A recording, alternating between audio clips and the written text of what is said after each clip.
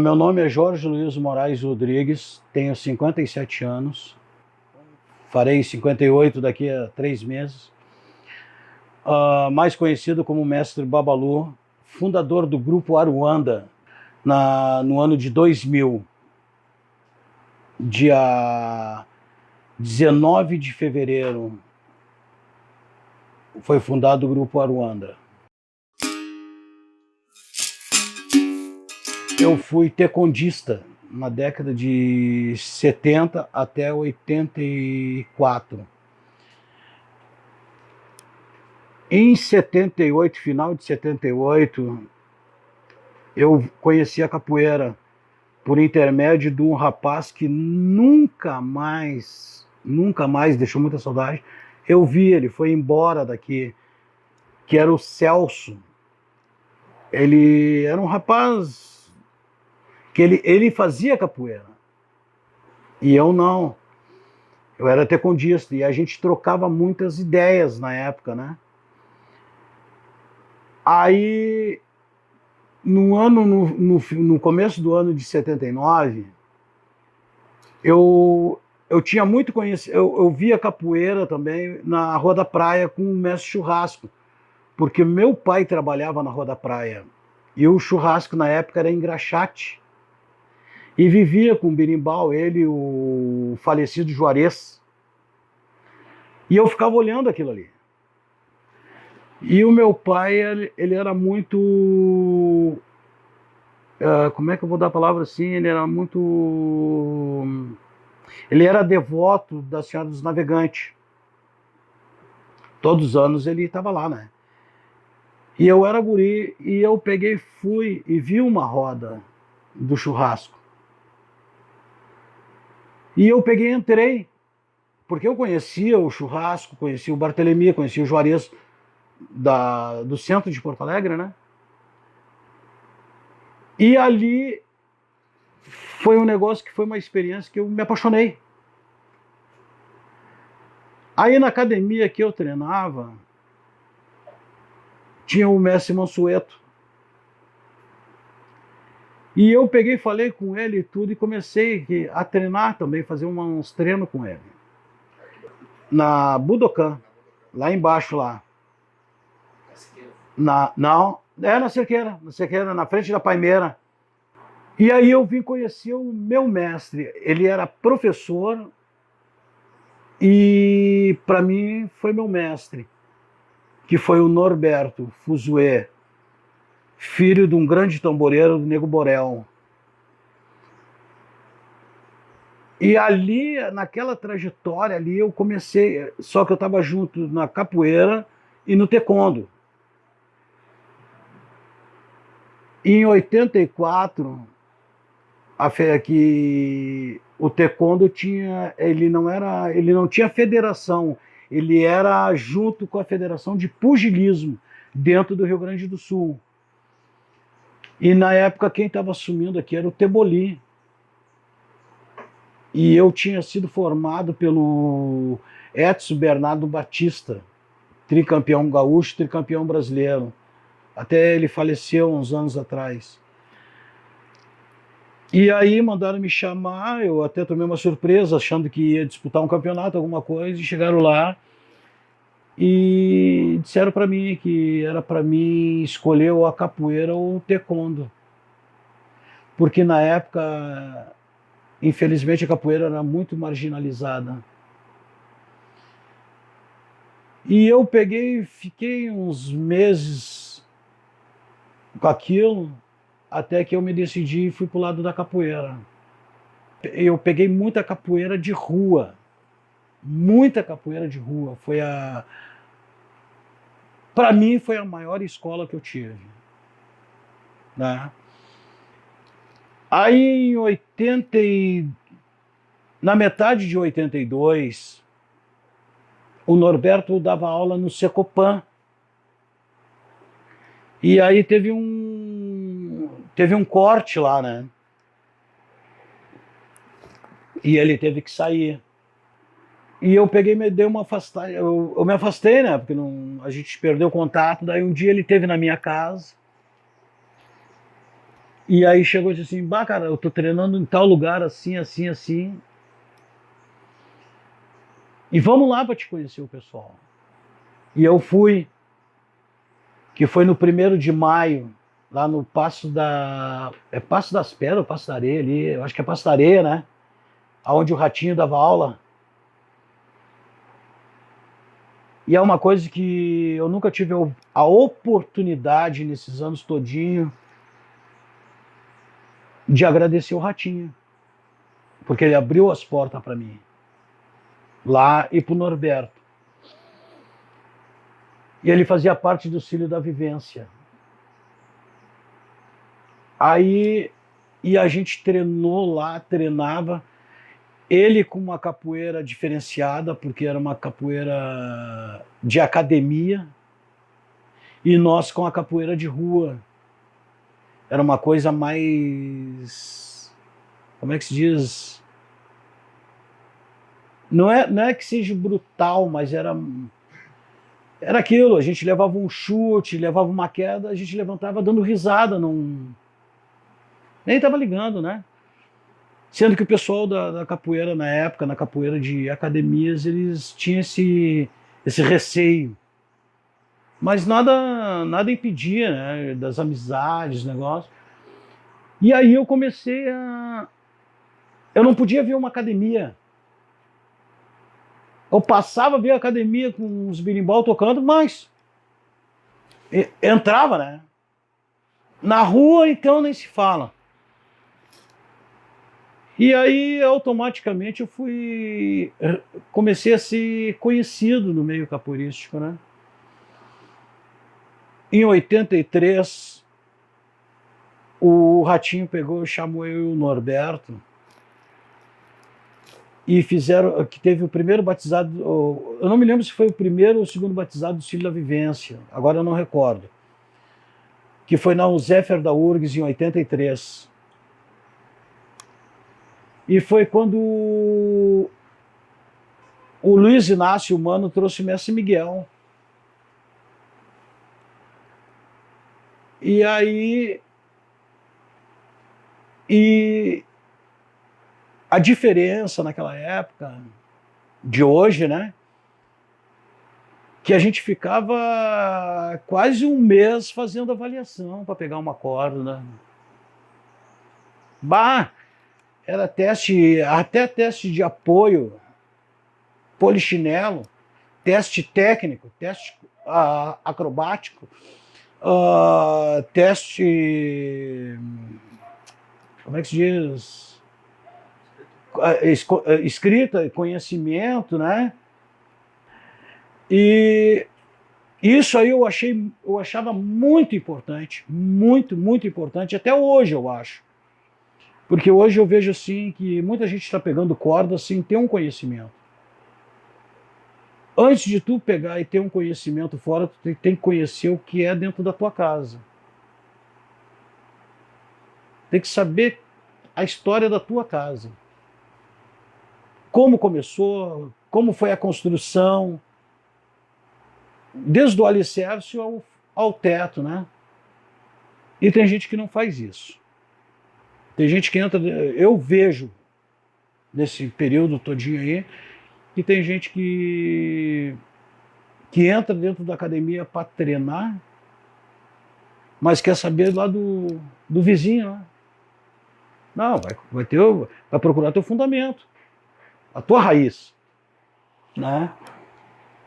E isso aí foi muito importante lá, da gente pegar e ter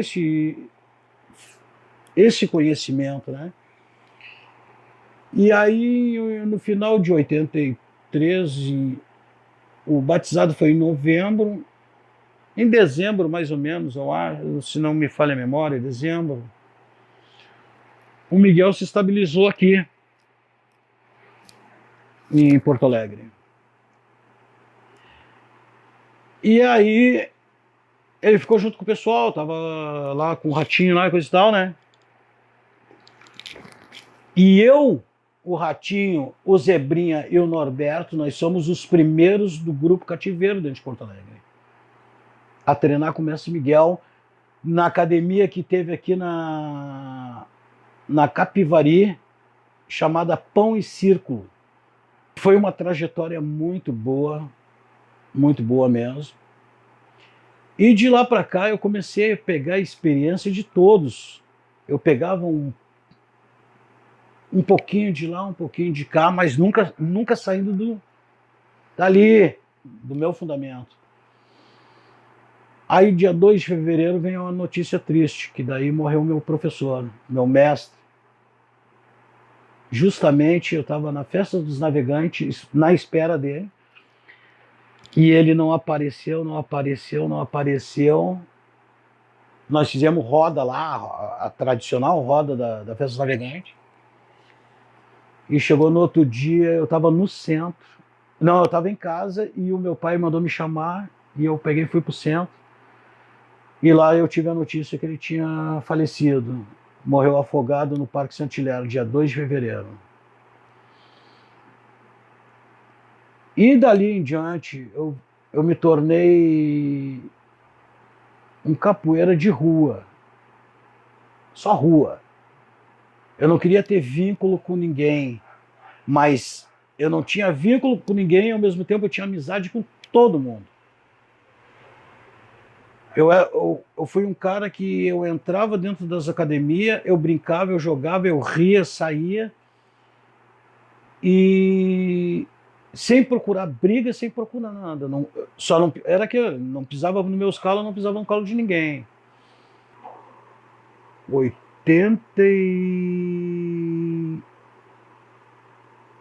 85. Foi aqui na Vila São Vicente, na sede da Vila São Vicente, aqui na Otto Niemeyer. Era uma associação, foi o primeiro lugar que eu comecei a dar aula. Dei aula também na... Como é que é o nome? Até desmancharam na Paris Borges ali. Não, era outro nome. Plantidão? É, o Satélite Plantidão. Dei aula lá também. Aqui no Floresta Aurora. O antigo Floresta Aurora, quando era aqui na travessa aqui da Icaraí, né? Hã?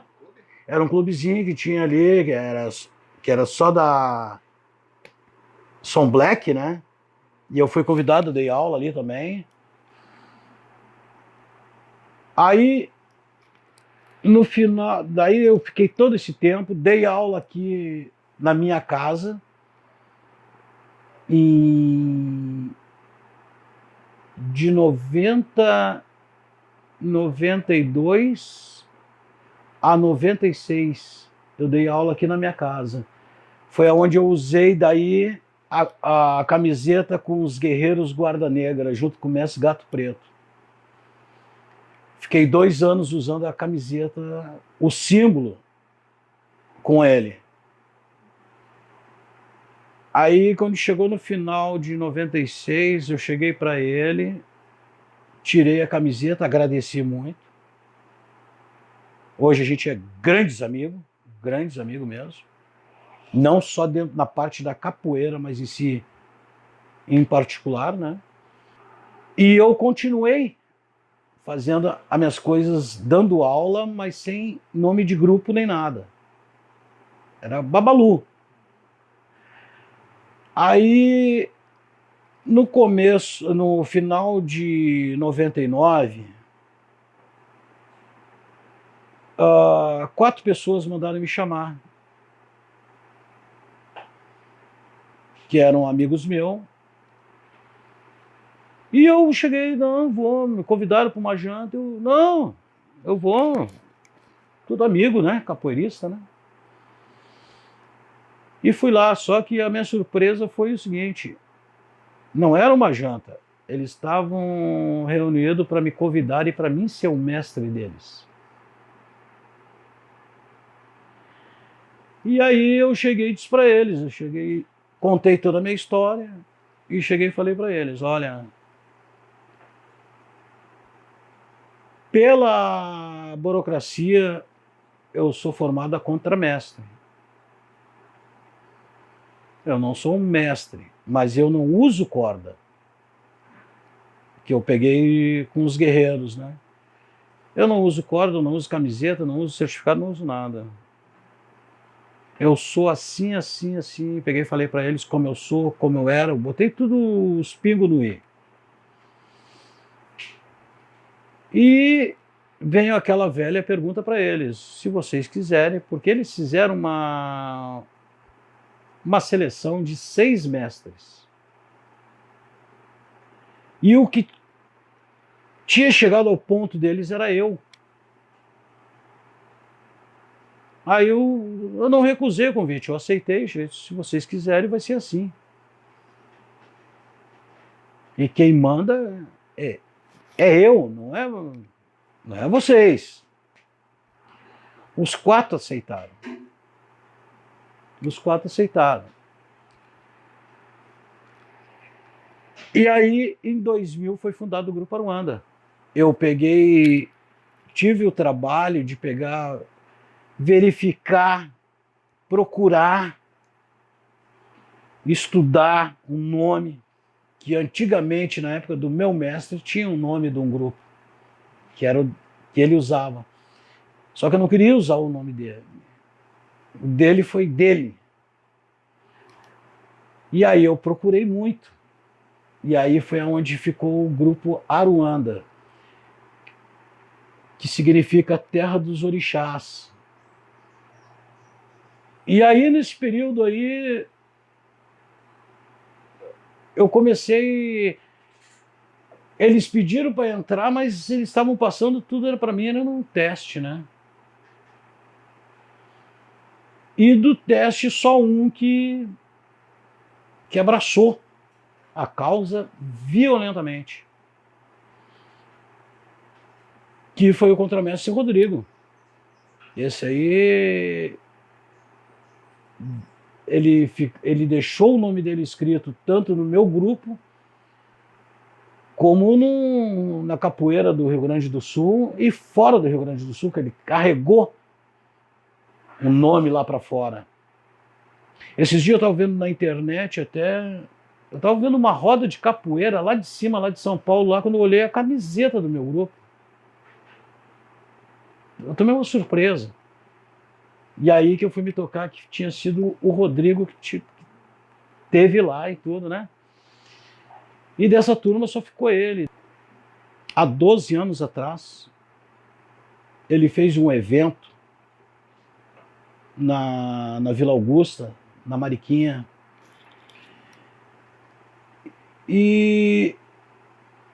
Mas quando eu cheguei lá, eu tive assim, aquela sensação que tinha algo que ia acontecer, mas eu não sabia o que era. Aquela desconfiança. Aí, antes de começar o evento, o mestre Mansueto estava lá. Aí o Mansueto pediu para pegar a palavra. E aí foi dada a palavra para o mestre Mansueto. E eu parado, né? Tinha que respeitar, porque ele é era um mestre bem mais antigo do que eu, né? Foi um professor meu também. Né? E ele começou a falar, daqui a pouco, quando eu me fraguei, eles estavam me dando a corda branca, com certificado. Aquilo foi uma surpresa muito grande para mim. E uma satisfação também maior, porque as 3 pessoas a quais eu tive parte junto, foi os que assinaram o meu certificado de mestria. Que foi o Ivonei, o Gato e o Mansueto, né? Que foi como é que eu vou dar a palavra assim, um dos mais antigos aqui dentro de Porto Alegre. Ele chegou aqui na década de 78. Eu era criança e ele dava aula de karatê. Quando ele veio, ele era karatê. Então isso aí, pô, eu fiquei muito feliz. E aí foi onde eu recebi a corda e tudo. Eu cheguei ainda, falei para eles, cheguei e disse, olha, Ah, eu estou muito feliz pela surpresa que me deram, mas eu ainda tenho aquele negócio que uma corda não vai fazer um capoeira, né? A corda é só um detalhe. Eu sempre fui assim, eu não gosto de... Eu sou o presidente do grupo, mas eu sou o dono do grupo, não sou o dono das pessoas. E a arte da capoeira é uma coisa livre. Então, eu gosto de chegar, sentar, conversar até bater o pingo. Agora, quando eu vejo as coisas e eu digo não, e o aluno insiste, eu pego e falo, a única coisa que eu pego e falo, olha, já tive a tua idade, não, tu não sabe se tu vai ter a minha. Pelo que tu passou, eu já passei. A maioria dos jovens acho que sabe mais do que os mestres, os mais antigos dentro da capoeira. Entendeu? Mas eles esquecem que a gente já levou muito tombo. Muita queda. Foi muito osso quebrado. Muita briga. Entendeu? Coisa que hoje eles levam tudo de mão beijada, como diz o ditado antigamente, né? Levam tudo de mão beijada e assim mesmo acham que estão certo. Uma pessoa que para mim teria que ter mais valorização do que ele já tem, que foi o churrasco. Churrasco impecável. E depois, na época de 80 lá na década de 84, né, quando o mestre Miguel teve aí, que o mestre Miguel também foi uma pessoa que aqui dentro do Rio Grande do Sul ele fez uma revolução muito grande dentro da capoeira, né? Não é que fez uma revolução, ele trouxe uma capoeira com as pessoas aqui era diferenciada, né? E eu aprendi muita coisa. Nunca, isso aí é uma coisa que eu nunca vou cuspir no prato que eu comi. Jamais. Todos a qual eu participei, professor Odon, que abriu as portas para mim, mestre Cerqueira, eles abriram as portas assim, mestre Nino. Então são pessoas que eu tenho uma gratidão muito grande nesse trajeto de capoeira que eu percorro. Capoeira não é só tu tá jogando, tu tá ali. Não. É uma coisa que eu sempre passei para meus alunos. Às vezes quem está fora da roda, às vezes sabe mais do que quem está ali no meio. Porque eu já tive esse lance, essa experiência de gente de estar fora da roda e saber tudo que um capoeirista que estava lá jogando, sabe o que ele fazia, o cara estava sabendo. Porque ele estava estudando, cara. Observando. Isso aí eu falo sempre para meus alunos, a observação é muito grande. E o mestre Cerqueira me passou. Por isso que cada mestre eu peguei um pedacinho. Eu nunca quis quantidade. Nunca. Por isso que muitas vezes eu me chamavam até de velho ranzinza, né?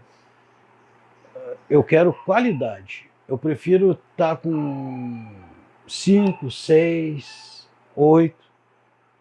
Que não adianta tu pegar, vou ter 30, 40. Aí para mim é só incomodação. É a minha opinião, porque vamos jogar bem limpo, que eu não vivo da capoeira. Entendeu? Eu sou sincero, eu sou um capoeirista que desde moleque eu não sou muito para instrumento. Eu sou um jogador de capoeira. Eu gosto de jogar capoeira. Eu gosto de estar eu gosto de coordenar a roda, eu gosto de estar jogando, eu gosto de pegar, estar no meio do pessoal, canta, bate palma, sabe? A incentivação ali, não para ficar na instrumentação. E aí eu sempre mexo com meus alunos, ó. vocês se preparem, que se o dia que eu chegar e começar a pegar um berimbau e ficar uma roda tocando, vocês já podem encomendar a missa de sétimo dia, vai encomendando tudo. Porque daí eu já tô perto de partir. Tem gente que não acredita que a capoeira também tem a parte espiritual, né? Eu já acho totalmente o contrário. Eu sou da parte de religião, mas eu não sou um cara fanático. Mas na hora que eu tô dentro da capoeira, olha,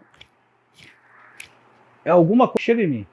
Que não pode chegar nesse corpo aqui e fazer as movimentações, as coisas que tem que fazer e sair sem uma dor, sem nada. Às vezes eu parado, eu tô sentindo dor, jogando capoeira, não.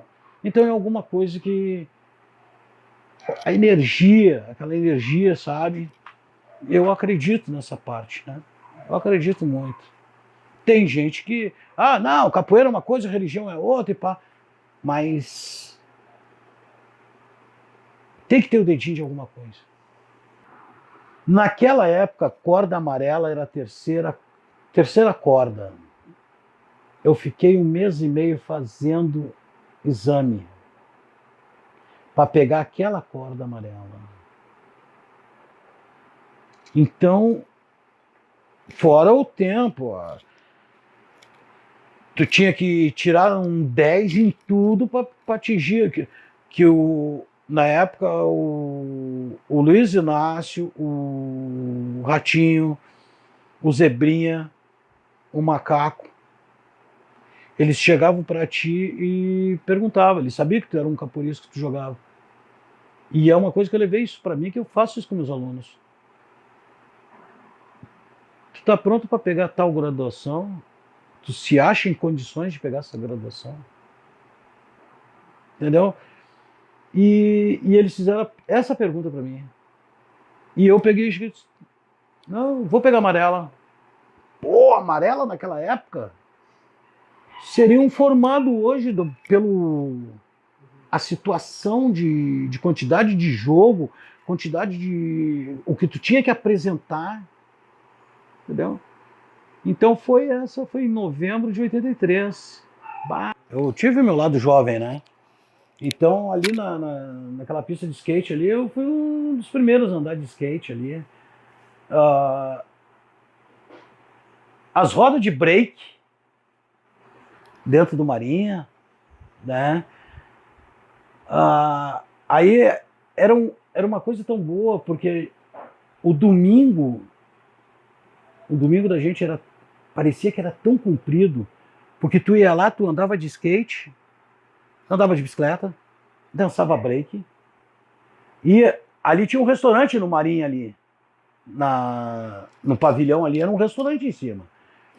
A gente ia para aquele restaurante, descia, ainda dava tempo de bater foto, fazer acrobacia e fazer um jogo de capoeira.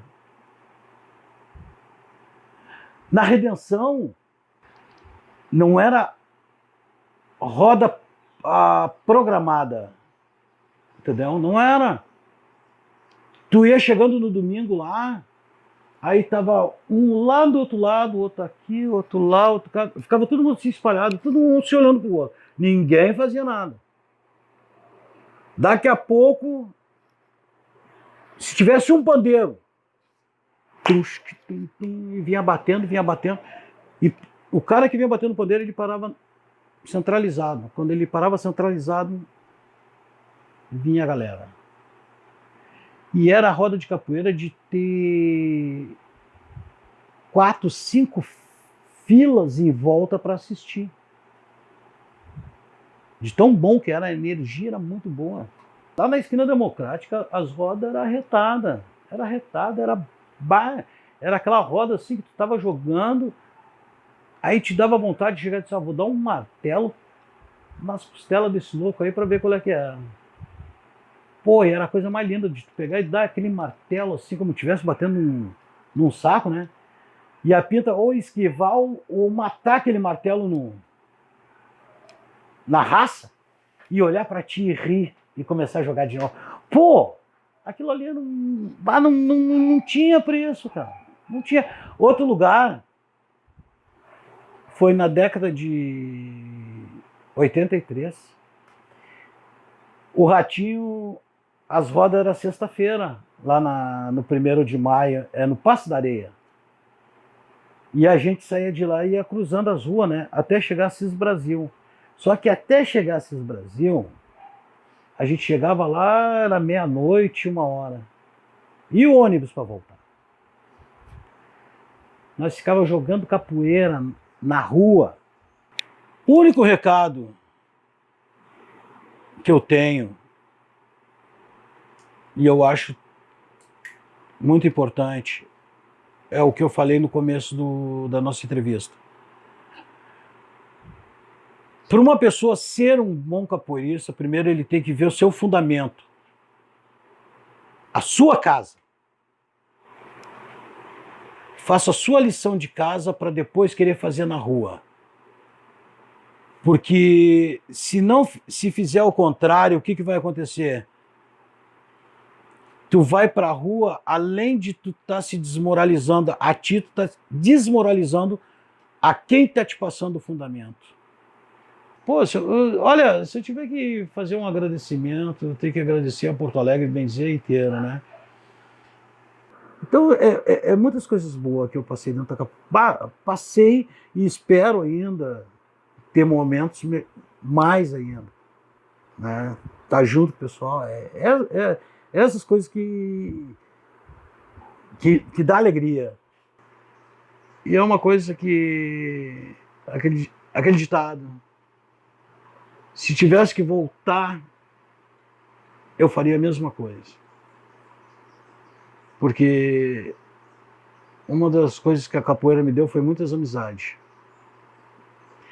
O Rodrigo, eu tinha ele como um filho. Ele não era nada, não tinha nem meu nome, nem meu sobrenome. Mas ele foi uma pessoa que teve um contato muito grande com a minha família em particular. Bom, as minhas filhas, chamava ele de mano, né?